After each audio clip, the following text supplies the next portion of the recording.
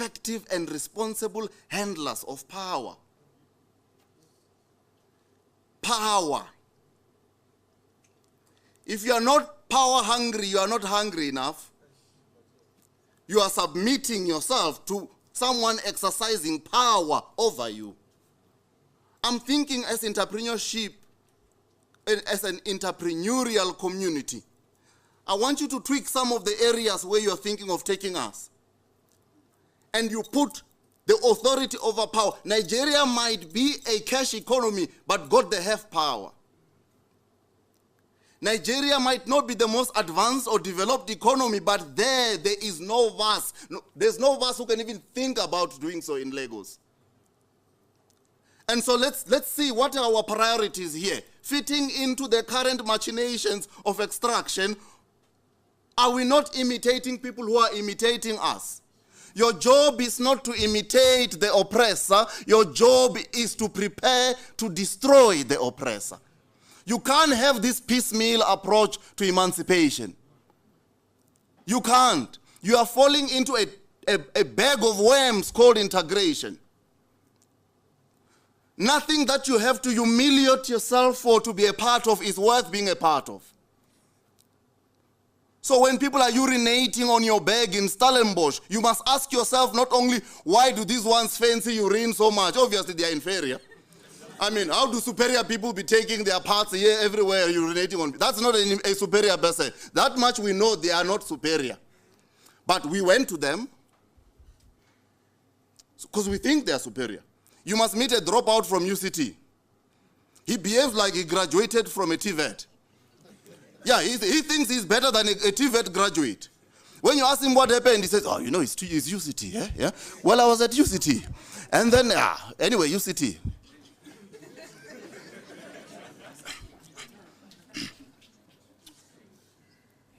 I'll talk about the lynching of Professor Pakeng some other time.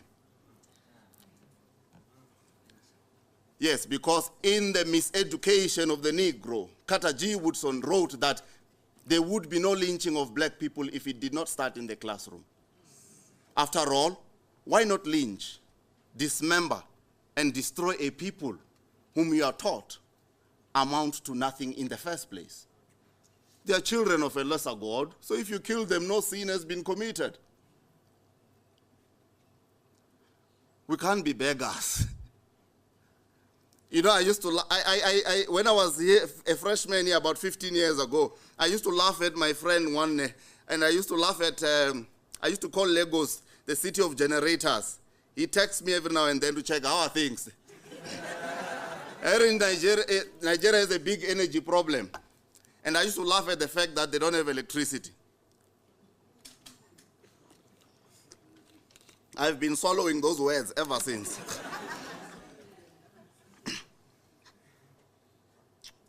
I've already talked about disrupting the epistemological and ontological foundations of coloniality. What I meant really, epistemology, what is knowledge or what is considered respectable knowledge. Ontology, what is our nature, what counts as reality, what is reality. So colonialism manufactures to and give us and tell us this is the rules by which we must live. We don't ask, we ask why did a student drop out? We don't ask why are universities struggling to teach the student. That's the epistemic violence. I did my PhD on the dropout rate of NSFA students. When you have time, you should read a paper I wrote called The Dangers of a Single Story, drawing on Chimamanda's paper to illustrate how dropout rate is also another scam in higher education. All right. To close, if our continent was truly independent and understood how to handle power, we would unite and say no zinc, no gold, no diamond, no manganese or copper will live here. At least not in our not outside of our terms. That the living of those minerals must be judged on their relationship to our national interest. I come from a family of soldiers. That's why I'm specializing in national security studies. I'll tell you why some other time when we talk about the nation state, nation formation, and nation management. Before you can protect national sovereignty, you must know what is a state, let alone its sovereignty. I know there was a lot of talk about state capture. A state is a people within a defined territory who agree on a terms of engagement, sometimes called democracy or religious state. Then they appoint a government as an active agent of the state. That is a government that carries the mandate of the people within the defined conditions in terms of the rules of engagement, so 5-year democracy or whatever. That government then makes domestic laws or domestic rules, and most importantly, foreign law or foreign policy to transact with the rest of the world. So to capture a state, you must capture at the very least the territory and the people, because those two things constitute a government. Why did the State Capture Commission not deal with those who capture territory? By the way, territory is land, again. So those who were on land did not capture the state, because if that commission tried to go that way, it would have been shut down like the Rand Commission. I wonder if you know what the Rand Commission is. President Thabo Mbeki established a Rand Commission in 2001 after a few multinationals, I shall not mention here for safety. I must mention the banks. All the banks were in it. Sasol was involved. Nampak was involved. They messed with the exchange rates, and the rand plummeted, I think, from something like 6 rand to like 12 rand to the dollar. You must look it up. And then look at the book called Kevin Wakeford and the Assault on the Rand. Don't go to the popular bookstores, you won't find it. I agree, we're telling you about epistemic violence.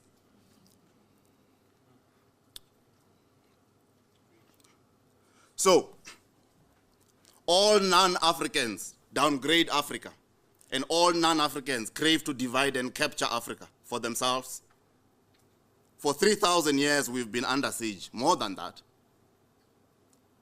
We've been under siege because we have had and still have that which they want, can't do without, and are not prepared to pay for.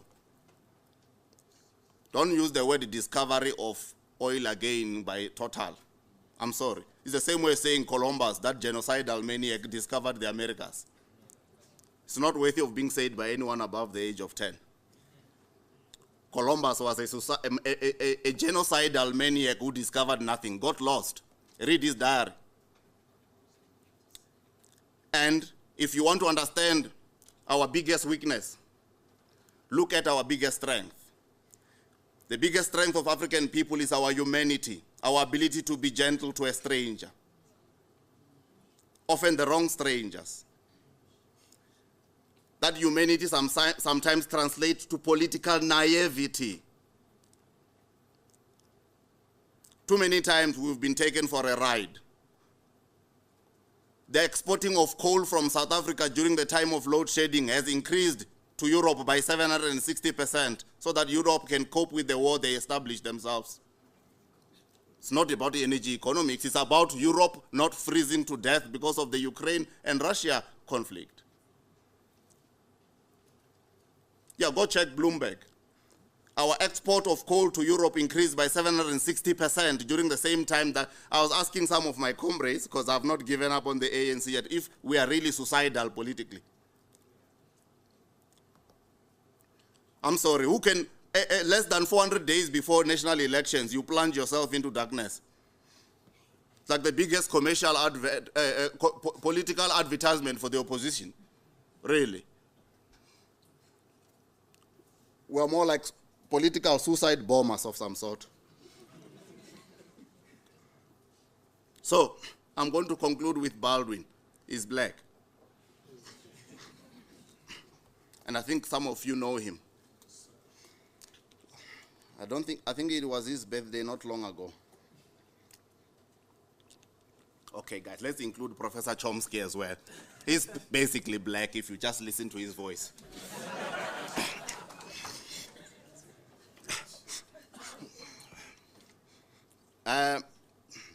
Student loans are a baited hook. Some of us got into trouble for advising the Zuma government to reject student loans because some of the university managers are involved themselves in student loan market. Number two, student loans are not targeted at students. They are targeted at the sovereignty of the state. They call themselves government guaranteed income contingent loans. Okay, let me tell you what it looks like. You, government, do not have money to give these students free education. However, we have the money. We will give the students the student loan, you will guarantee them. If the student drops out, you pay the banks. If the student graduates and not get a job, you pay the bank. If the student graduates and get a job that doesn't pay him enough to pay back the banks, you pay the banks. And then some of us who are shrewd researchers, we say, well, let's look backwards. For about 10 years, NSFAS had a 65% dropout rate, which meant that if the past 10 years repeated themselves in the next 10 years, government would owe at least 65% of those loans to the bank with interest.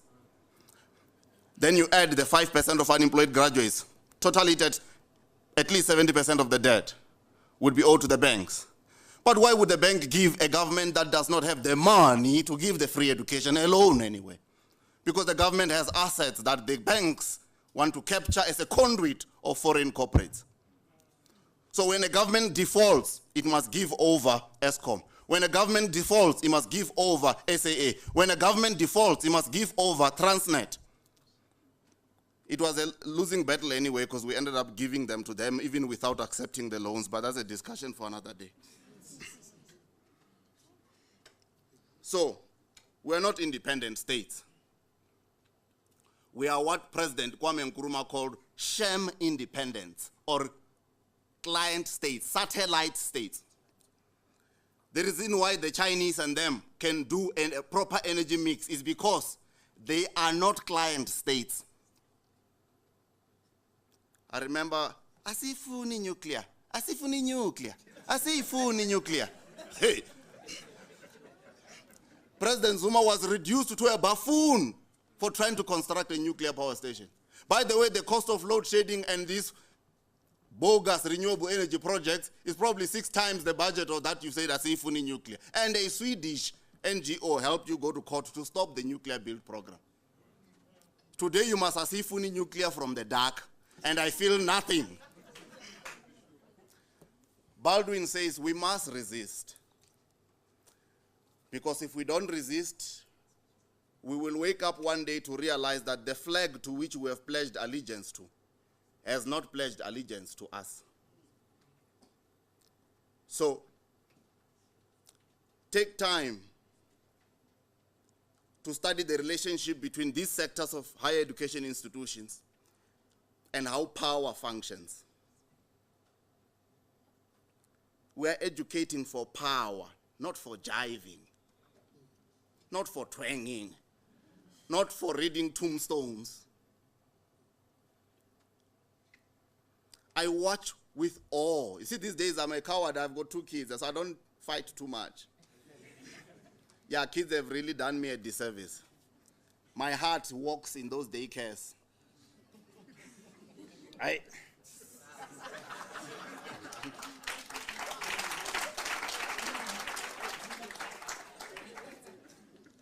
In the past, we would take on anyone at any day, at any given moment. I'm from Mensres, again. Yeah. We were trained to take on anything that walks, including SLN, EOH, and all the other residents that competed with us. But as raiders, we've been tamed. This is how they tamed us. They moved all the seniors out of rest so that freshmen can be directionless. That's why we sometimes confuse movement with progress.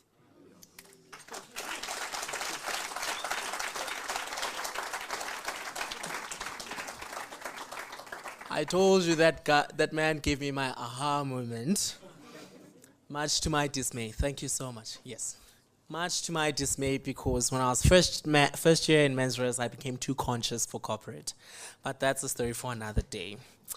I'll just say, in the same spirit of James Baldwin, for you entrepreneurs, please try to remember that what they believe, as well as what they do and cause you to endure, does not testify to your inferiority, but to their inhumanity. Our next speaker Tony Gumede is a seasoned reputation management, stakeholder relations, and social facilitation professional with 15 years comprehensive experience in initiating and executing multi-stakeholder collaborations across small, large public entities, government departments, and corporate South Africa within the infrastructure development, energy industry, and investment promotion sectors, domestically and internationally. So this is someone you really have to speak to. Please don't read that thing. I won't. She has had the responsibility to successfully manage the stakeholder management and community engagement programs in support of the state-owned entities, where she has served in leading multidisciplinary teams in the delivery of integrated multi-stakeholder collaborative projects at community level, nationally and internationally. Remember earlier I told you about corporate finance transactors who tell you you need to fit a glove sometimes to try and understand what is demanded of you. I think she's definitely the one person who can show us how. Ladies and gentlemen, a hand for Tony Gumede.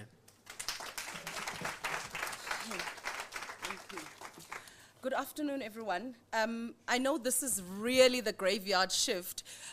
Just to, I think, partly to make myself feel better and not stupid, can everyone just get up? I want to see if I was the only one who really struggled that hard to get out of these chairs. So I'm not, I'm not less smart than anyone in the room.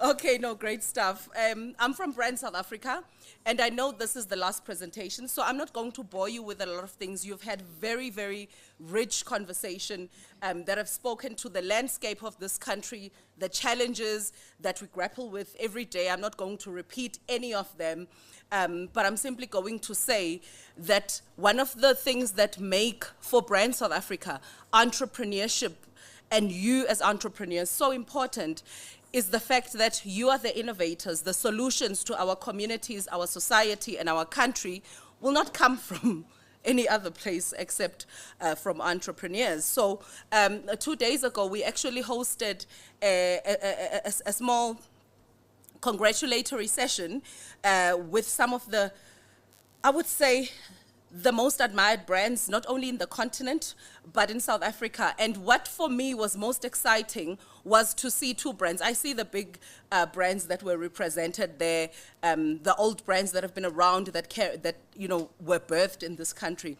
But two inspiring brands that speak to the ability of South Africa to enable a space for innovation and disruptors into a space and people who can be able to own businesses that will fly the flag and be admired, I think, which also proves the resilience of the South African economy, because this all happens during all the hardships that we currently have. So innovation is not going to be something that gets birthed out of a space where it's every single thing that could possibly go well is going well.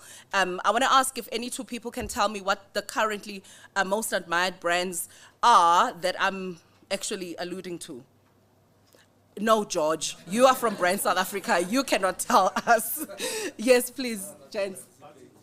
Yes, thank you. Batu is one of the brands, and I really want to tell you from Brand, did you have another one that's not Batu? Drip. Okay, so I really want to acknowledge those two brands, entrepreneurial brands, young brands, both started by entrepreneurs that are youth under 35. I think that really does not deserve our silence right now. Okay. No, not because I'm saying it, but because entrepreneurs whose profile is just like yours are doing it. That's the important thing. So Portia M is the brand Portia M Cosmetics, a young black woman, South African, in 11 markets in the continent. Okay. So I wanted to preface the few words that I'm going to share with you with that, because that's what entrepreneurship does in the country. That's the space that we are able, that you are able to make a difference in. Now, of course, I've mentioned, and we all know we have challenges as a country. And I think there's something amongst many things that we do in Brand South Africa. And I'll tell you just now a little bit about Brand South Africa, but I just wanted to share a few of what I believe are really important thoughts as seeds to plant in a room like this as well. Now, you are not going to believe this, but this is from Bloom Consulting. They do research on nation brands across the world, and we obviously need to, as a nation branding agency, because that's what Brand South Africa is, we need to be able, in the reputational work or in managing the reputation of the country, be able to use science to speak to what is our profile, what makes us better. And currently, believe it or not, the country is sitting at a positive 65% in terms of the reputation, a positive 65%. Now, you will say that is utter rubbish, surely, because of the challenges that we are facing. We barely have light in one day. We have crime, we've got unemployment, we've got all of those issues in the country. But this positive 65% South African reputation profile is attributed to academia, sports, culture, heritage, and businesses in the form of exports. Now, I'm going to tell you a little bit of a story so you can understand how does any one single space affect the country's reputation. So no, the president alone does not hold the country's reputation. He cannot by himself build it or break it. We all form part of this beautiful country of ours, and that is why it's important to understand that in whichever space you are operating in, you have an influence in making South Africa who South Africa is, both domestically as well as internationally. So I grew up in a little village called Emausheni in KwaZulu-Natal, well, literally born in the middle of sugarcane.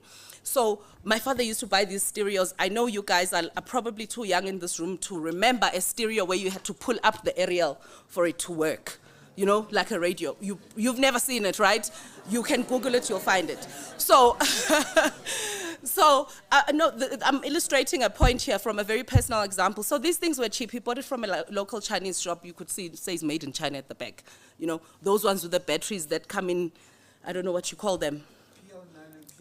Yeah, sure. There's a person who's the right age to remember such a thing. So now these things kept on breaking. Every third month he has to buy a new one. This is a product from a businessman who has exported it from their own country to South Africa. And so I see this thing made in China. They break, but they're cheap enough that he can just replace it every month or every lokuzan. That business person, excuse me, whoever they were, from China, with the products that they exported, this is the impact they had to their nation brand. I look at this thing that's breaking every other month and I'm thinking, yo, should see everything made in China, you know? Ki, you say, you finish it, I didn't say it, thank you, so I can't get into trouble. So, an entire country's reputation was built based on the perceptions that some little girl in the middle of sugar canes had because of a product from a business person from that country. I'm trying to say that's the potential influence you have on the reputation of this country, in your products, in your services, in your innovation. So we don't just rely on public sector as a nation brand, as a country, to build our reputation. So I'm going to tell you, I'm going to go back now. So we understand what Brand South Africa is trying to do, trying to manage the country's reputation. So I'm going to share a little bit about our work with you. Brand South Africa is an entity that was established 2002, former President Thabo Mbeki. At the time, it was called the International Marketing Council because it's obviously, as you can imagine, very important to package the country, to position South Africa out there in the world as a favorable, as an attractive, as a competitive destination to attract investment, tourists, students. I don't think I need to tell this particular target audience that our universities and higher institutions of higher learning attract students from far beyond the borders of South Africa. Okay, so our work then is to manage the reputation of the country, position the country, package the country's unique offerings to compete there in the global market, so that we can be an attractive destination of choice. So that's the little bit about Brand South Africa. So our work is centered on reputation management, proactive as well as reactive communication, marketing. Now, there's a lot of work, and I'm not going to bore you with the entire spectrum of what Brand South Africa does. You can look that up. But with the little time that we have this afternoon, I'm going to share with you some of the programs that we do that can connect with what you do as entrepreneurs. So our mandate is two-pronged, domestically in the country as well as internationally. And very much importantly, you can understand this, if we need to market the country, and we do, largely our work is to market the country internationally so that we can have attractive attention and a share of voice out there for people to come to this country. However, you cannot do all that work out there to position South Africa, to market South Africa, for people to come here to find a very not proud nation, unpatriotic nation, not active, citizenship group. So it is equally important that we do work domestically to support the building of pride, patriotism, active citizenship, and advocacy. So yourselves as entrepreneurs, before I'm anything else, and that's why I was trying to get the program director to stop reading the bio, before I'm anything else, I'm a proud South African. That does not change because the lights went out today for 3 hours. He says I'm a Zulu girl. I'm first a South African before anything else. Somebody get rid of this guy. So, ladies and gentlemen, this is our country. I don't know how many people are in this room, but we are not all leaving, honey, and going anywhere. It's in our interest to make it work. And I think it is very empowering to get to the understanding that we each have a part to play in making a difference. Entrepreneurs, you play in a space that is the building blocks for this country to be better, because you have the capacity in your success to create employment. And that is one of the hardest hitting challenges that we have as a country. So one of the programs that we have as Brand South Africa is called Play Your Part. Please like us, love us, follow us, contact us on all social media platforms there in Play Your Part. But this is a nationwide movement that is created to inspire, empower, celebrate active citizenship in any form.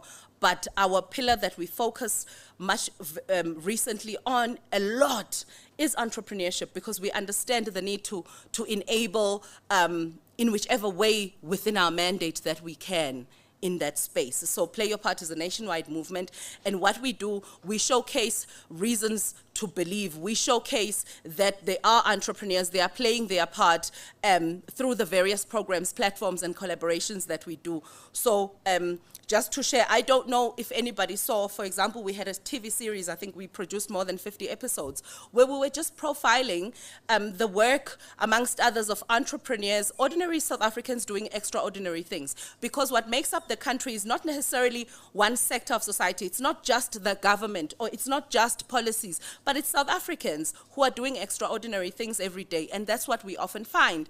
And in our domestic perceptions research as Brand South Africa, one of the things that we found was a unique identifier that is common amongst the respondents who are South African, is how resilient we actually are. So we have risen through hardships, through challenges, and this time is no different. So we simply need to see ourselves as part of the change that we need to see. So we had Play Your Part TV series, flighted over 50 episodes on SABC2, I think it was at the time, just showcasing the work of entrepreneurs. They do not pay to be there. It was a program of Brand South Africa to showcase that when we say South Africans are doing great things, indeed they are. It's not marketing jargon. We're not just saying it for promotion purposes. It's really what's happening out there. We also have a campaign that is uniquely made in South Africa, where products that are made in South Africa, we promote them and we profile the entrepreneurs and the innovators behind them. We have Play Your Part Business Edition as well, and that has then evolved into 2 parts currently that I wish for you to just take note of. The Play Your Part, we call it the Play Your Part Academy and Play Your Part Ignite program. I'm saying that because those, I mean, it's the end of the financial year now for public sector, as you might be aware, and those are programs that we're looking to just put more power behind and spread a little bit more. And obviously with your connection with them, we get to see, simply because we have good responses from entrepreneurs that have participated in those platforms before. So I'm not going to linger on too much on each one of them. I'm just going to highlight where I think you might find value in connecting with us. So you might have seen, some of you might have seen on Connect TV, because it was a collaboration they uniquely made in SA with them, also on ENCA. All of those entrepreneurs did not pay for those platforms, but it's our duty in expressing and showcasing the active citizenship in entrepreneurship that gets done to profile the work of those entrepreneurs. Amongst them was Andile Jalvan, no Tabi Samjo. I don't know if you have heard some of these names. Bongani Tamsanga Gama, Unwabisa Gwesaba, Uhlubi Hewu. These are, I'm saying this because I understand, and we understand as Brand South Africa, that there is trust levels have reduced in public sector. So there's no point in standing up here and sharing nice information with you that you don't believe. I'm saying these names because these are people where you can look up, connect with them. How was your work with Brand South Africa? See the campaigns and where they live, and possibly see how you can collaborate with Play Your Part, sign up to it and see benefit from that platform as a South African in entrepreneurship, as a young South African specifically. So Play Your Part Ignite, we have been now in Limpopo, Gauteng. In fact, if I can share a little bit about the Gauteng winner, Uposha, she innovated a very, I don't know how to describe this, it's called a paratube. So I'm gonna just give you a little bit about what it was. She connected with that program, and in fact she was the winner in that program, because it's a program where we take entrepreneurs through someone who has a good command and authority in the space of pitching, professional pitching. I know the last recent Play Your Part ambassador we used was Shamila, and she's currently in Cambodia, and she does coaching for entrepreneurs at postgraduate level for pitching for investment specifically. So you have access to a resource like that through the Ignite program that would otherwise be an expensive exercise ordinarily, So, she does a masterclass session of pitching, and amongst the people that are there that are sometimes included in our panel of judges, you win mentorship. There is some financial value to winning as well. But I'm going to just share with you about Posha's story specifically, because she was the Gauteng winner, because we are today in Gauteng. So through her proposal and through this program, she's been able to patent this paratube, which is a sanitary disposal device that retrofits to wheelchairs. And it enables the wheelchair user to dispose of their waste conveniently and independently. So after the successful pitching session, which was in 2022, she then managed to get financing and the last development and commercialization of her product with Cranium Medical Manufacturers. She got this to the value of 500,000 Rand. This is part of what we do, create platforms that enable the value chain of development. We were in KwaZulu-Natal 2 weeks ago, and one of the very young entrepreneurs who pitched to us, and he eventually became the winner, he got the full spectrum of support, financial and non-financial mentorship, etc. But he's building I need to find the technical term now to describe this. It's a wind turbine, the wind turbines that have been mostly imported into this country for the alternative energy wind. A wind turbine that is able to work with wind of opposing forces. So he's building all the components from scratch here. And he was just short of one component. I think it was the battery, I'm not sure. But through that program, we're able to connect him for the the last development of that component that he needs. So that's just some of the work that we've done. The Play Your Part Academy. What we are doing here, we're collaborating with a startup tribe. So please note startup tribe. Play Your Part Academy is centered on the startup tribe's online academy because they are offering a range of free courses geared at specifically entrepreneurship, designed by experienced and successful entrepreneurs. And you, as you would all know, it obviously takes I don't think I've met an entrepreneur who's got it right the first time. So you get insights from people who've done something who you perhaps haven't come across. So we also have the Play Your Part Ambassadors program, and we believe as Brand South Africa that in whichever space that you are operating in, you are contributing to make positive impact for this country, whether through your business, creating opportunities, employment, upskilling people, whatever the case is. And so, hence I said earlier on, please do connect with the Play Your Part program specifically. I just want to make sure I didn't leave anything important before I step down. This is the afternoon. I know what Friday looks like for most South Africans in the afternoons. So, colleagues, as Brand South Africa, we collaborate across the board, across sectors. But as I'm saying, the reason that Brand South Africa has seen this platform as one that is really important to collaborate with is because we understand your interest that it brings together. And so we are here to serve, we're here to connect with you as South Africans. And so I will leave you with the words of Martin Luther King, actually, who says, if you cannot fly, run. If you cannot run, then walk. If you can't walk, crawl. But whatever you do, do what you have to keep moving forward. And that's what it will take for South Africa to be a better country.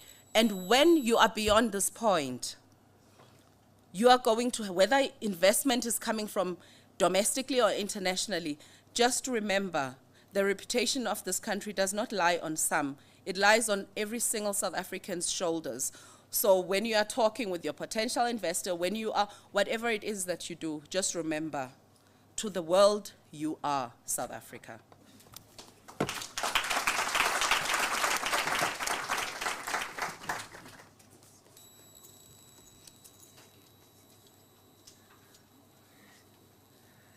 There's a phrase that I like from one of the leading banks in South Africa that says, not in South Africa, in Africa, that says, Africa is our home and we drive her growth.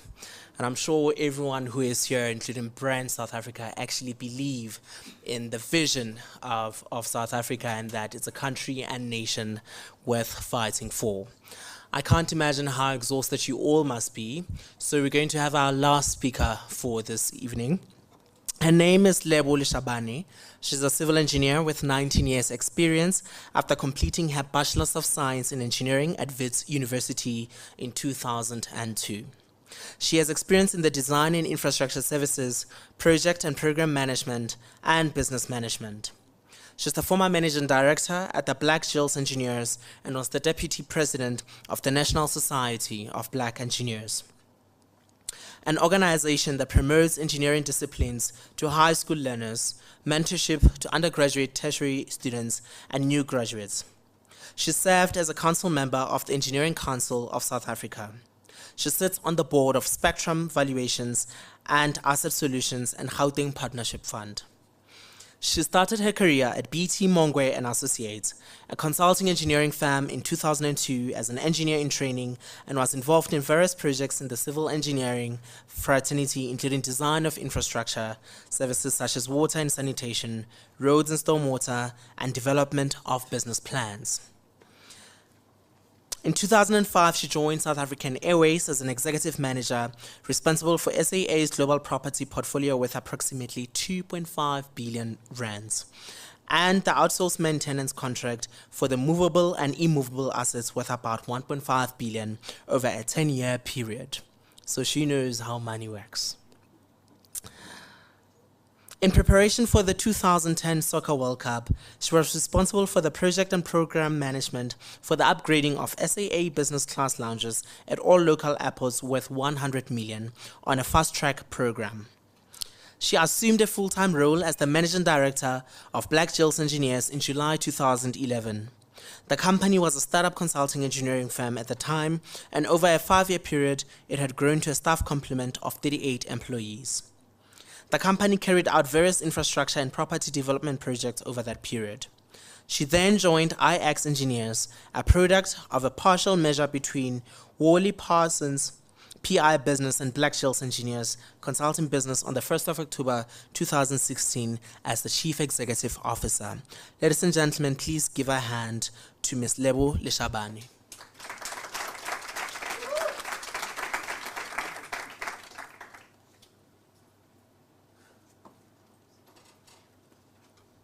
It's always bad to be the last speaker, right?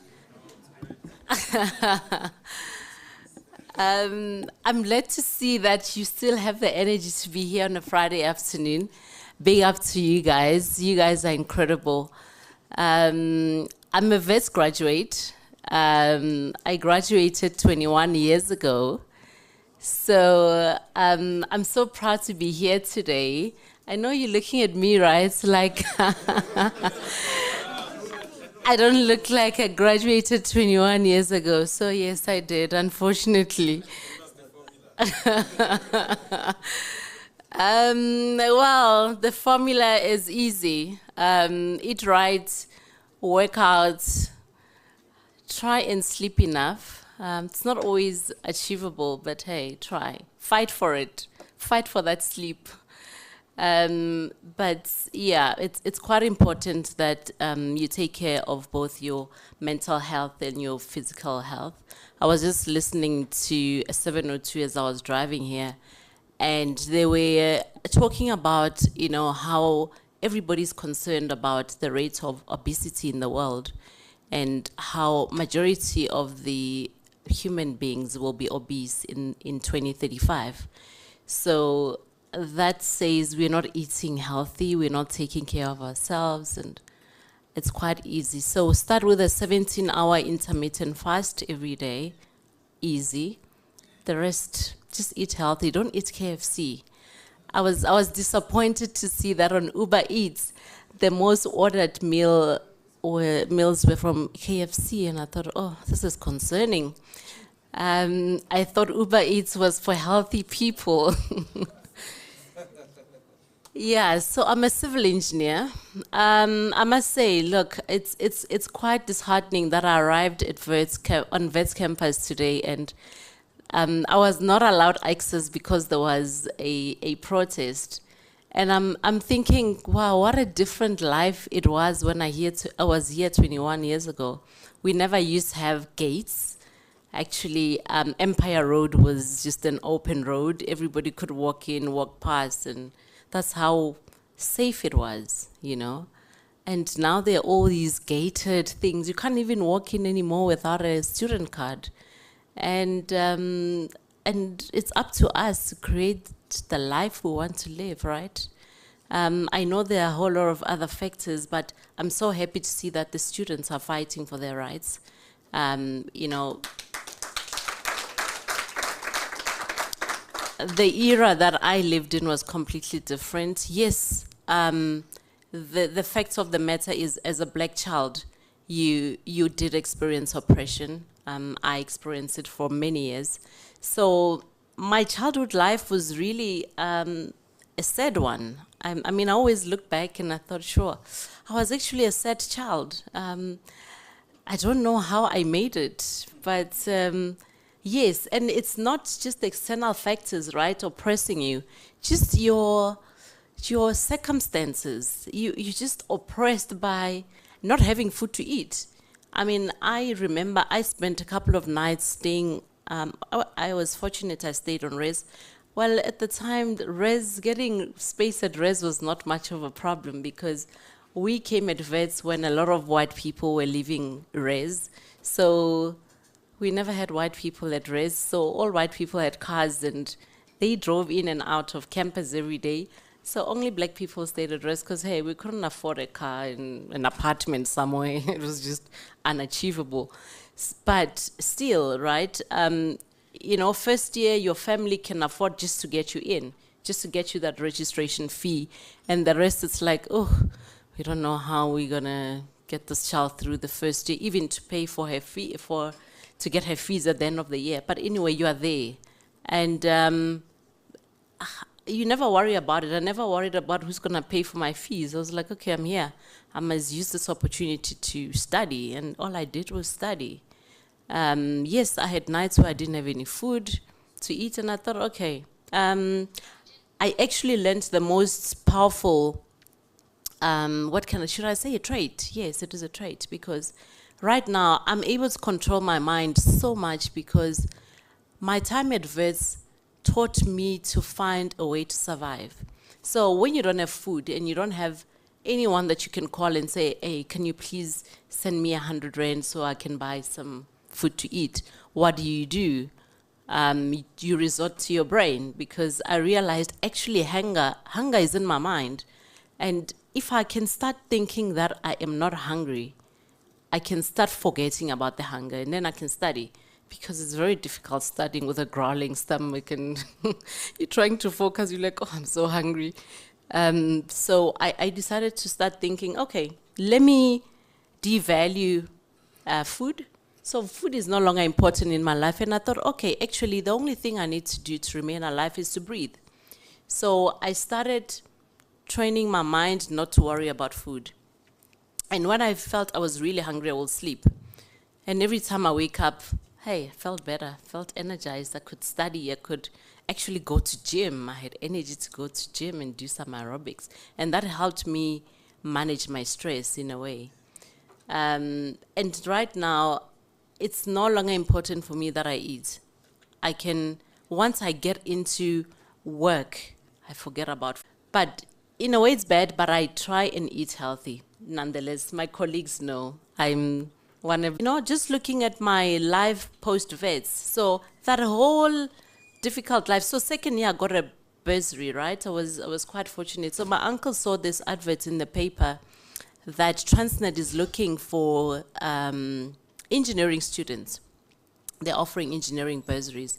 And he said, no, you must apply. I said, okay, I don't even know how to write an application letter for a bursary. But anyway, so what do I write? No, write this. Okay, I wrote it, and I sent it to the post office. We had a post office then. Posted the letter, and I was surprised to get a call for an interview. I realized, oh, actually, Transnet is in Braamfontein, so I don't need money for transport. I can walk there. So I thought, okay, I'm gonna walk. It's on Jorrison Street. So I literally walked from campus to Mjanti House, and I didn't know where I was going. I walked for 30 minutes. I thought, whew, this place is far. I thought it was so close to campus, but anyway, I made it on time. And I was fortunate to get the bursary from Transnet, and life got easier. I had food to eat. I never had to worry about sleeping hungry. It really changed my life. And I was so grateful for that, because now I can focus on my studies, and I finished my course. And however, that adversity, I think it really built me to have that hunger to achieve, because post my graduation, I thought, wow, I'm free. When you feel you have the freedom to be independent, I felt it was the most important thing in my life, because I yearned for independence my whole life. Mainly because both my parents passed away when I was young. So by the age of 10, both my parents were gone. So I was the only child, and I was raised by other family members. So I literally had to find a way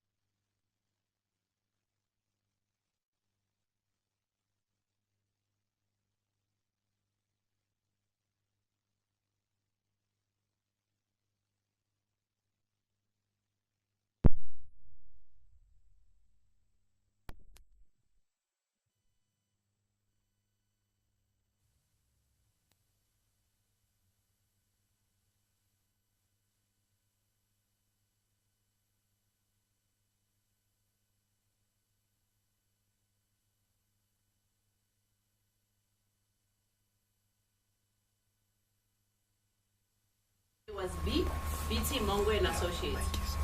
I called them. I said, okay, I'm doing final year. I'm looking for a job. And he said, okay, when can you come see us? Tomorrow. Yeah, come see us tomorrow. So went to BT Mongo. They were in Midrand. I didn't even know where that is anywhere. Got my cousin to give me a lift to Midrand. I got there. And I told them, look, I'm doing 2 courses. Luckily, both of them graduated at Vets. They're like, oh, we are both Vets graduates. I'm like, yeah, okay, so this is home for me. So Vets is really good, guys. So you must be happy you're here. Call me when you need anything. I'm a Vets graduate. No, man. We'll take you up on that. Yes. So they said, okay, we'll give you a job.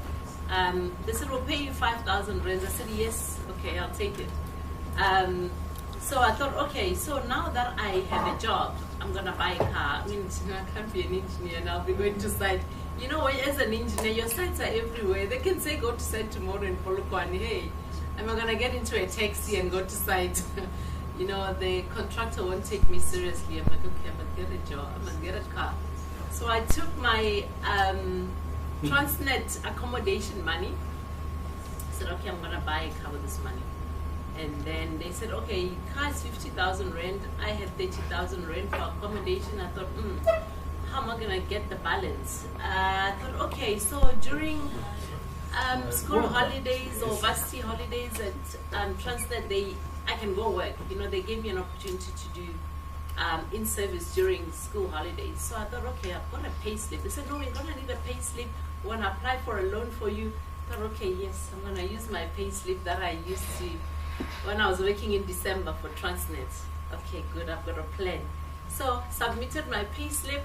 I had a balance of 20,000 I needed financing for. All the banks declined and MFC approved. I said, yes, that's all I need, an approval. MFC approved and I got a car. And I thought, okay, so I'm going to need to live in Midrand. I mean, I can't be Auckland Park, Midrand every day to work. Petrol is going to kill me. All right, so I found a townhouse, 2-bedroom townhouse, and I thought, okay, we need a roommate. Rental was 5,000 rands. I thought, oh, it's too much. No, it was 2,500, sorry, 2,500. Yes, it was half my salary. I thought, oh, I couldn't afford that. I still need to pay for the loans, insurance, petrol, food. I must get somebody to share this with. So I spoke to my classmate and said, aren't you looking for a place? He also just graduated. Looking for a place? Yeah, in Midrand. Oh, it's going to be close to my work. He was a man. I mean, you can understand. There were only 4 ladies in class, so, and most of them were Namibians, so they went back to Namibia. So I ended up sharing an apartment with a guy. Told them at home, yeah, I've got a flatmate. He's a guy. He's your boyfriend. No, no, not at all. I can't date this guy. My former classmate will never date. We'll kill each other. We used to fight all the time. But anyway, I stayed with him. Obviously, I take the big room. It's my apartment. Take the small room. I'm the lessor here. And so I worked at BT Monk. I loved my job. So, guys, I used to work 7 days a week. I don't know why. When I was bored, sitting in my apartment, I'm like, oh, I'm so bored. I'm going to the office. Go to gym. After gym, go to the office. Spend the whole Saturday in the office, Sunday. And I ended up being an expert in the design software. And now they were saying, oh, Lebu, you are the best. You must now start teaching others, you know, how to use this thing. Yeah, sure. I started teaching others, you know, coaching them on how to design. I had designed roads, water, and I was done. I'm like, no, they're like, you done? Yeah. I was here over the weekend. Oh, wow, okay, good. Do the BOQ, and then I'll be excited. I'm learning something. So that, for me, kept me going. And then end of the year, I said, okay, sorry, by the way, as I told you, I need to go back to Transnet. Because I had their bursary, I had to go work for them. They were like, oh, we said to see you go, but anyway, we understand. You told us from the beginning. Went back to Transnet, and then Transnet, I get there, they say, oh, okay, so we're going to pay you 8,000 rands. I said, no, sorry, I've got 1 year experience. So I'm not a graduate. I've got and the good thing is that after I graduated at Wits, BT Mongo said, oh, we're going to increase your salary now to 11,000. I said, yes, okay, perfect. So I had a pay slip of 11,000. I'm like, hey, here's my pay slip, my last job I had. So you can't pay me less than what I got last month. And they said, yeah, but according to us, you're a graduate. I mean, you just graduated in December. And I said, hey, but I have experience. So for 2 weeks, I worked without a contract. I said, no, I'm not signing this contract. Then I continued working. And then my boss was Gerald de Beer. I was driving with him to site, and he was like, Lebo, you can't be at work without a contract. I said, give me the amount I want. I will sign it. But I'm not signing that contract that you gave to me. He said, sure, you're difficult, man. I'm like, yeah, I want what is due to me, what is rightfully mine. And he said, okay, fine. Then when I was on site, he said, Lebo, I'll be arrested. If anything happens to you and you don't have a contract, I'll be a dead person. Let's go back. We're in Rustenburg. Let's go back to Pretoria. I mean, to Joburg, you must go sign your contract. I get there. And he said, okay, no, I negotiated with HR. The best thing they can give me is a salary for a PhD graduate, which is 10,800 rand. I said, Gerald, I'll take it. At least you're not giving me 8,000 rand. I'll take the 10,800. He said, whew, okay. Then I started working. Fast track, a year later, I said, no, I want to do maintenance work. Please move me to the maintenance department. I get there. I start fighting for jobs. They say, no, you can't be a project manager. And I say, why not? They said, no, you're not a... So they had all these levels. You're not a 610. I'm like, hi, what do I do? You should be a 610. You must have 5 years experience. I'm like, no, but I have experience. I managed projects where I worked. I was fighting with them. And I said, no, I want to speak to your boss. Who's your boss? He said, it's Vota. And I said, yeah, I want to speak to Vota.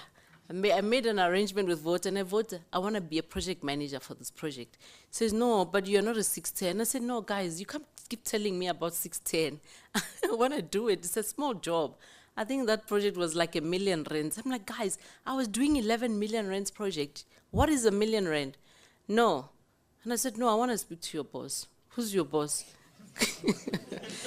And he said, yeah, you must go then right up to the GM at the head office. I said, yeah, I want to speak to your GM.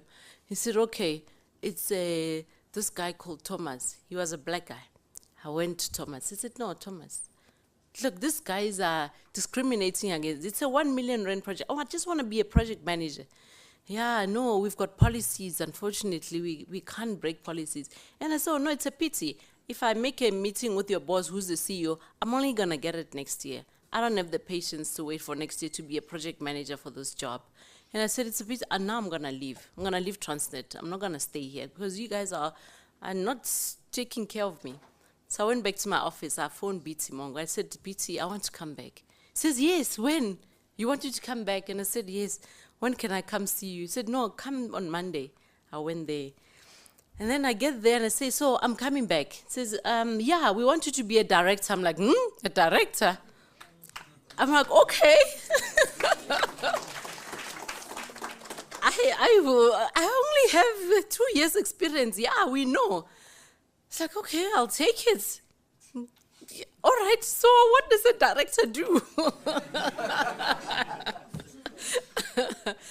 And they said, no, so when can you start? I said, no, I must give 1 month notice and then, yeah. And they said, okay, yeah. Then that's fine. So they gave me an offer, very nice offer. And they said, no. And then I get there, I said, so, but now I was driving a Chico. You remember I got my Chico when I was still working. I said, but no, you guys are driving X5s. I'm a director, I'm driving a Chico. They'll think you guys, I'm fronting for you. And he says, yeah, you're right. Yeah, you're going to need a car. And I say, yeah, I'm going to need a car. Okay. He says, yeah, go get a car. And I said, okay, so what's my budget? And he says, no, there's no budget. I'm like, can I take any car I want? And he said, yes. I said, wow, okay, good. So I looked around and I found Audi has just released a new A6. I said, yeah, I want an A6. He said, oh, that's a big car. I said, yeah. He said, I don't have a budget, Moose. He said, yeah. No, you don't have a budget. Yeah, I want an A6. I said, okay, you can have it. Okay, great. I sold my Chico, moved into an A6. So I don't tell my family because I don't know how to say this. Hey, just bought an A6 and I'm 23 years old. And then they're like, so I tell my family, so I bought a car. I'm like, okay, so when are we going to see it? I'm like, yeah, I'm coming home, you'll see it. When I get there, they're like, Lebo, where did you get this car? I'm like, it's mine, I bought it. They're like, no ways, where did you get the money? I'm like, how can I have a job? So I bought a car. Oh, my family could not, they started crying. I'm like, okay, what's wrong? They're like, no, we can't believe it, that this is your car. I'm like, yeah, this is my car. So yeah, anyway. I was loving my job, really. I had fun. I was still working 7 days, having fun. Then this lady calls me 2 years later and say, Lebo, SAA is looking for a civil engineer, 10 years experience, this and that. Do you know anyone? I'm like, black. And like, yo, there are very few black people with 10 years experience, engineers. Yo, I don't know anyone. I only know my bosses and they don't want that job. And they're like, no, obviously your bosses are not going to take the job. I'm like, sure, I don't know anyone. I know my classmates, they don't have 10 years, they're 4 years like me. And she says, no, just give me your CV. I'm like, no, come on. I mean, they want 10 years. I have 4 years. She says, like, just give me the CV. I'm like, okay. Anyway, I don't know why you want my CV because it's a waste of time. Anyway, I give her the CV. And then she calls me the following week and she says, they're calling you for an interview. I'm like, huh? Me? For an executive manager position? They're like, yeah. I'm like, okay. All right, I'll go. Then I drive to SAA. I was there an hour early because I didn't know how bad traffic was. And I'm like, okay. They get there, they're like, sure, you're early. I'm like, yeah, I know. Is there somewhere I can sit? I know I'm early. They said, yeah, no, there's a canteen. Go sit there. I'm like, okay. So I sat there. And then 5 minutes later, they say, oh, the person who was supposed to come in front of you is late, so you are going in. I said, okay, fine. Oh, I'm here. I get there. And I mean, I'm not taking this serious. I'm like, these people, I mean, hey, I'm a child. I'm 25 years old. They're looking for an executive manager, 5 years. Okay, so I get there, interview 30 minutes, 40 minutes, we're done. And I thought, are we done? Yeah, we're done. Okay. And then I drive back to my office. And then in the afternoon, they say, okay, Labo, you've got the job. I'm like, what? I have the job? What happened to the other people? They're like, no. They're giving the job to you. I'm like, sure, okay. This is, I want to be doing property. Sure, okay. All right, I'll take it. It was heartbreaking for me to tell my boss, say, I'm sorry, I actually didn't want this job, but hey, they gave me the job, so I'm going. So yeah, they're like, oh, we said to see you leave. Yeah, anyway, I went to SAA, and the day I arrived, I said, okay, so I would like to meet with my boss who interviewed me. They're like, no, you don't have a boss. He's just resigned with immediate effect. I'm like, huh? So I don't have a boss? No. Okay, so who's gonna brief me now, or what I'm supposed to do? No, there's no one. There's no one that's gonna brief you. Okay, so what am I supposed to do? I mean, this is the PA, right? She's like, hey, look, I don't know what you're gonna do. I'm just the PA of your boss. I don't know. You must figure it out. And I thought, oh my goodness. I'm like, okay, so I want to know who is my team, who's reporting to me. She's like, okay, I'll arrange a meeting for you to meet who is reporting to you. I meet them. They're all in their 40s, 50s. I'm like, oh my goodness, okay. This is going to be hard. So I asked them, so can I see some files of what you're doing? They say to me, no, we don't have files. I'm like, so what have you guys been doing? No, we've been managing contracts and leases, and so we just said, no, we just have lease agreements. And I'm like, so what about your reports, monthly reports? No, we don't have monthly reports. We just, I'm like, hi, I don't know what's going on here. Okay, so what does the department do? No, we just manage maintenance and buildings, yeah. Sure, okay. I'm like, sure, this is so frustrating. What am I supposed to resign? I mean, sure, what do I do? I don't know what's going on here. Okay, I said, anyway, guys, I'm a thought to myself, Lepo, you can't arrive here and leave. Hey, what are you going to say to people? Okay, I get there. I say, okay, now I start asking people what happens. And then come month end, I start seeing invoices coming to me. No, you are the HOD, you must sign. Who are these people? No, these are the service providers. I'm like, no. This, whoever I must sign this for, I want to meet all of them. I can't sign this thing. I don't know what these people have been doing.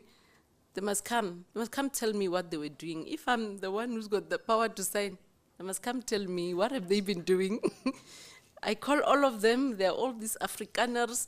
And they say, yeah, we've been here. We know this place is complex. It's this, it's that. And I say, okay. What do you do? No, so how do you measure what you do? How do you price? How do you get to this invoice? Because a lot of money. I mean, it's like, must sign 10 million. Sure, 1 month, 10 million. What did you do for it? No. We did all this work, Moose. These buildings are running because of us. Yeah, but tell me, what is it? And I thought, these people don't want to give me anything. They just want me to sign. I thought, okay, I'm not signing this thing until you give me your contract. I want to see how did you get here? Where's your contract? I want to see how did you get to this price? Then I will sign. And I said, no, we don't have a pricing. We'll give you a contract. Yeah, give me the contract. They give me the contract, I sign. Start reading the contract. That's how I build the department.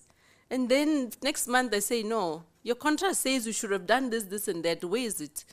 No, we don't have it. Okay, I'm not signing your next invoice if you don't have it. And then I started seeing, okay, there's life. I can now see what's going on. And I said, I want to go around, see the buildings. I want to see what these people are doing. And look, it was big. I couldn't see everything. Doing substations, they're doing switch gears, they're doing aircons. It's a new world for me. And I thought, okay, I was doing roads and pipelines. Now here I am in buildings. But I was learning to learn. So I registered for a course in facilities management. And I had done already maintenance engineering with vets. I went back to my courses. It was post-grad. I did some post-grad courses with vets, and I started understanding what is this whole facilities management about. And I started bringing systems, and we're now on SAP. And, I was learning on the go. I had not used SAP in my entire life. I didn't know what SAP was, but here it was in front of me. But all I did was I embraced the challenge, and 6 years later, new CEO came. I disposed of all the non-core assets. SAA had assets that they didn't even know existed, and said, no, this is collecting dust. We don't need it. Let's sell it. Sold it off, generated some money, and World Cup was hectic.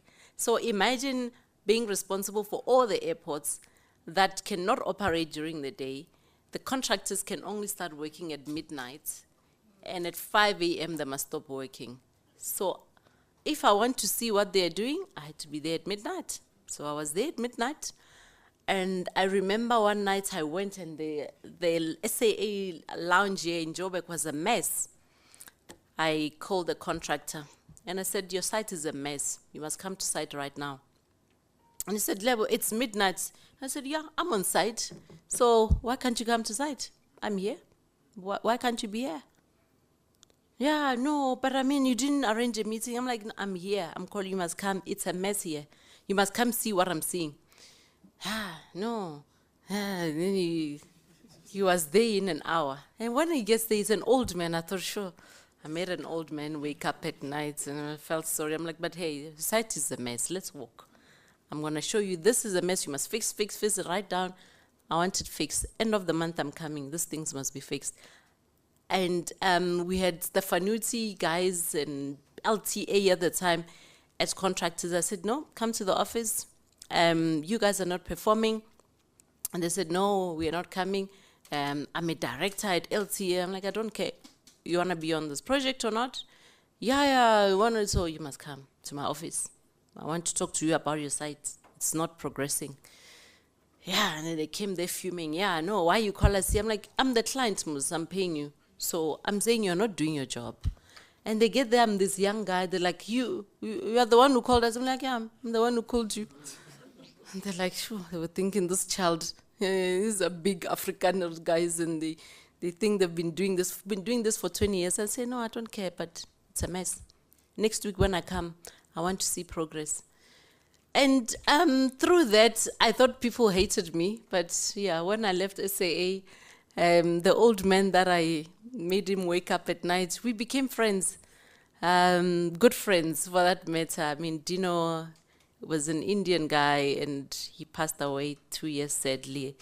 But yeah, it's through that people start respecting you. And he said, and he still talked about the story. I invited me to my 40th birthday, and said, this woman made me wake up at night and go to site. That's how I became her friend. And people were like, okay, so that's crazy. But anyway, 6 years later, I left. SAA was taken through a different turn. I thought, this is not for me anymore. My job is done. I left, started Black Jills. It was hard. So imagine being an executive manager and moving into being an entrepreneur and not having 100 Rand for petrol, not having 100 Rand to buy data, to send an email. For me, that was a turning moment for me. And I thought, wow, okay, so if I thought starting a business was hard, I never thought it would be this hard. So one day, one of my former colleagues at Transnet calls me and say, Lebo, I want to come to my office. I want to talk to you about this project. I was sitting and working on a document, and I said, how quickly can you be here? I said, I could be there in an hour. I had not showered. Okay, all right. Yeah, you must be here quick. I said, okay, I'm coming. Then I showered quickly, and I thought, ooh, I don't have petrol. I'm on reserve. And I'm in Centurion. He's saying I must come here to Parktown, Transnet. I know I can get here, but I know I won't make it home. I'll get stuck on the way. I thought, shoo. So do I go to this meeting? Do I say I don't have money for petrol? Oh, I said to my cousin, please borrow me 100 Rand. So I don't have it. Like, shoo, okay. All right, I'm gonna go to the meeting. I told the guy I was coming. I went. We meet, and it's a guy I knew because I worked with him previously at Transnet. Then the wife walks in, hey, wifey, hey. Then wife says to the hubby, hey, can you please give me money for petrol? I'm going to Vereeniging. I'm sitting there listening. And the guy says to me, hey, wives. Yeah, then he goes to his bag, take out money and give it to the wife. The wife, hey, bye. Hi, we talk, finish. After we're like, okay, Lebo, so do the proposal, send it to me. I'm like, no, sure, I'll work on it. And I said, I also want money for petrol. I said, can I also please have money for petrol? And he looks at me and say, and you as well. I said, yeah. And he said, sure, okay. Then he goes to his bag and he takes out 800 Rand and he gives me 800 Rand. And I said, oh, thank you very much. And I was driving a Mini Cooper and I thought, okay, my full tank is 400 Rand. I will still have 400 Rand change left. I'm going to buy airtime for my data. And you know what? I'm sorted. For the month, I have petrol. So that's how I survived. I managed to get home. So as an entrepreneur, you must have faith. You can't rely on what you have. Do what you believe is right and there's an opportunity for you. Even if you know you can't do this thing, say, I'll figure it out. I will figure it out. I mean, people still say, but Lebo, we can't do this. And I say, shh, don't say that. I'll figure it out. How? Can't see, we are engineers.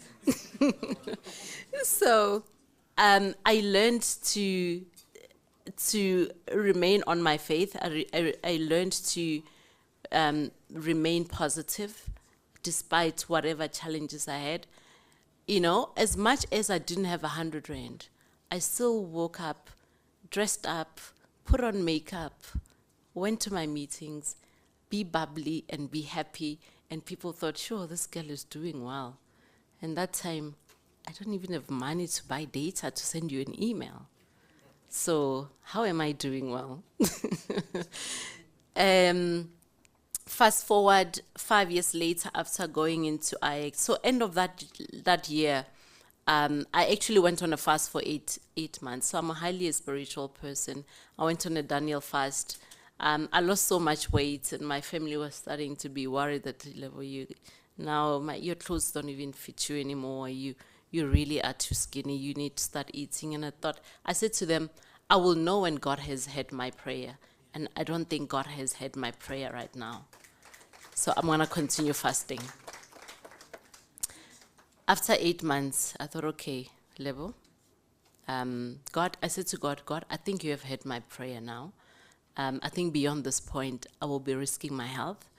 I need to stop fasting, but I have faith that you will do what I've asked you to do.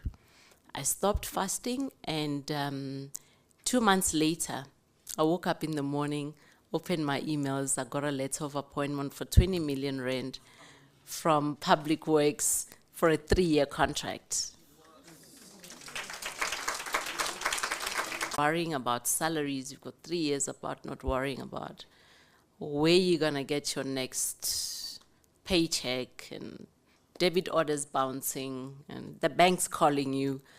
I didn't bother me anymore. You know, when the bank say, hey, your debit order is bounced, I'm like, yeah, I know. So, and they've got this word. They say, so when are you gonna make the adjustment? I'm like, adjustment, ne? I wish I knew. And I wish it was that simple. Adjustment, I'm like, so adjustment, I must have the money, right, to make the adjustment. So right now, that money is not available. So I don't know when I'm gonna make the adjustments. Yeah, ma'am, but you must do it, because now, if you don't do it, you know the lingo. Yeah, we're gonna hand you over to the credit bureau. I'm like, yeah, okay, that's fine. That's okay. There's nothing I can do right now. And then, yes, then I didn't have to worry about that anymore. And started focusing on building the business. We opened 3 offices in Limpopo, Northwest, and Northern Cape. You know, we hired people there, and we started growing. Then I joined the Wally Parsons Enterprise Development Program. I didn't even know what this program was about. Somebody told me, hey, join this Wally Parsons thing. Okay, well, I joined. And that time I decided, look, in terms of leasing offices, I always read books about property. I was always passionate. Well, I was managing properties at SAA. So I thought, leasing, it's a waste of money. I decided to buy a building.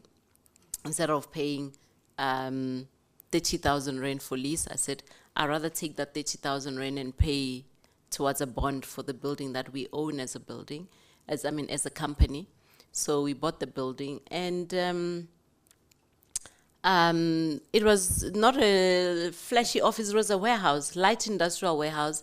And I said, this will do. It's got an office space, we can expand when we want to, but we own the building. So Oli Parsons said, no, if you need office space, we've got office space for you here. I'm like, hey, we own our own building. They're like, oh, okay. You're a startup and you own a building. I said, yeah, we own a building. They're like, okay. And then, so we can send your people for training. I'm like, no, we've already sent our people for training. So what do you offer? I mean, you must offer me something that I can't do for myself, right? That's what enterprise development is about. That's what I'm expecting from this program. And then I started saying, okay, there's a Lesotho Highlands project. It's a 5 billion rand project. I can't do it. I'm too small, but you can do it. So why don't we partner? Like, yeah, no, but you can be a subcontractor. I'm like, no. I don't want to be a subcontractor. I want a JV. They're like, no, but you're small. I'm like, so what is this enterprise development about, Kanti? Are you not helping me to grow? I thought the idea is for me to grow. They're like, yeah, it is, but not with a big project like this. I'm like, hi, then I don't know what is this all about. You guys you're focusing on the wrong things. If you want black businesses to grow, they need to start exposing them and helping them to participate in projects that they can't on their own. And they said, yeah. And I thought these people didn't like me. Then 2 years later, I'm like, this thing is a waste of time. Then management approached me and they're like, Lebo, so we're thinking about a management buyout and we would like you to be our partner. I'm like, back to corporate. No, thank you, I'm fine. I'm running my small enterprise here, we're growing. No, I'm not going back to corporate. No, we also hate the corporate thing and no. I said, okay. What are the terms? No, you can go 20% and we go 8%. I'm like, no, 20% I'm not interested. You can find another partner, I'm fine. And then they went and they spoke to other people and then they came back. They said, no, we want to partner with you. We've seen other people and we think you're the right partner. I said, no, but if you want to partner with me, it must be at my terms. They're like, okay, so what are your terms? And I say 50-50. They're like, 50-50. But you're a small company. I said, yeah, I know. You are big. Yes, I know. And I said, but you asked me what are my terms. So those are my terms. And they said, okay, we'll go think about it. And I thought, okay, I've dismissed them. It's okay. I can continue with my business. And then I was surprised. They said, okay, can we miss again? I'm like, these guys again. Hey.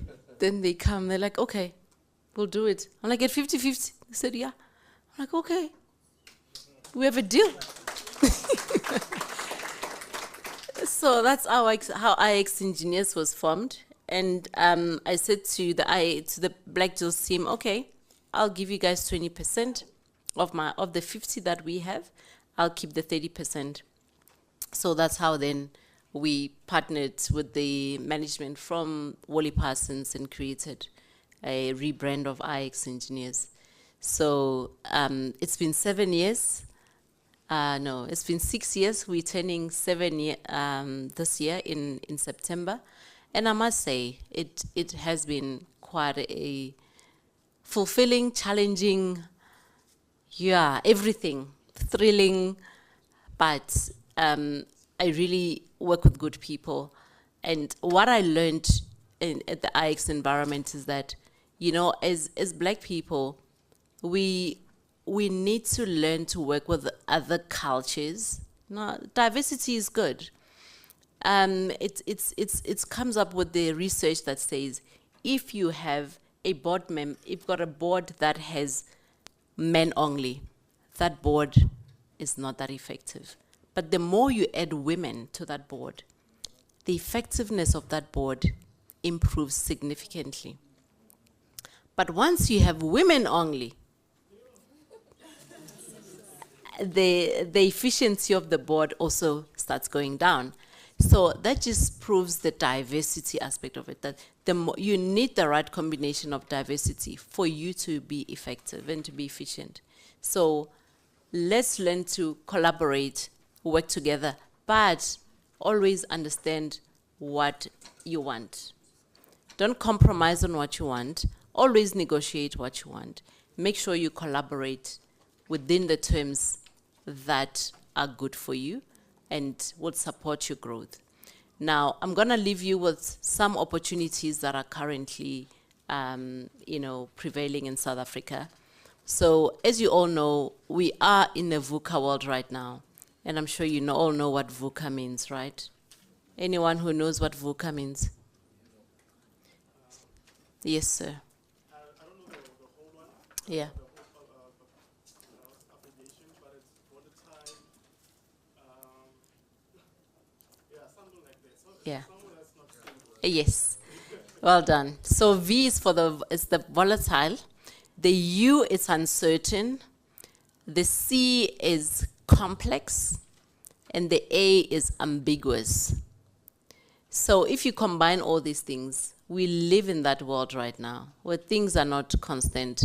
You don't know what's going to happen tomorrow. We didn't know COVID was going to hit. Who knew COVID was going to come? No one ever imagined that. So we always have to adapt to this new environments. And technology has emerged as a way to help us be more efficient. So technology advancement is quite big. So always look at how you can incorporate technology in what you do. You all know ChatGPT, right? I'm sure you're already using it. to do some of your assignments. So I met some high school kids and they say, no, we did our assignment using ChatGPT. I didn't change anything and I got 76%. And my teacher thought, oh, you wrote well. And I thought, this ChatGPT is going to be a big problem. But, you know, it's those things that on a small scale within the South African context make a huge difference. We've got a lot of young people that are, you know, disrupting our space by integrating technology. Now, the opportunities are vast. You can do anything. You know, you can solve a problem that you see, that you go home in your rural area and you find, or your everyday challenges. You know, we all experience different challenges every day. And you can start thinking, but if I'm experiencing this, it means a whole lot of other people are experiencing this. How can I solve this problem? Not only for me, but for others as well. So always think about how you can solve problems using technology, because using technology, you don't need a lot of resources, but you rely on your platform to do the work for you. Therefore, you can grow very fast and big without employing a lot of people. And secondly, you know, in the renewable energy space, there are a lot of opportunities there, even at micro level. It's not always thinking about the big things. The microgrids are going to be starting to be big, because you can start generating for a certain environment, you know, for a certain village, for a certain, you know, sector or complex or a cluster. You know, those are the opportunities that are going to be around. And thirdly is the issue of the ESG. So ESG stands for environment, social, and governance. So that ESG landscape is bringing a whole lot of opportunities. It's broad, it's really broad. And it allows for multidisciplinary professions to play in that space, because the social space is huge, yeah. So look at that and see how you can play a role there. And I want to leave you with a quote that says, it always seems impossible until it's done. Thank you.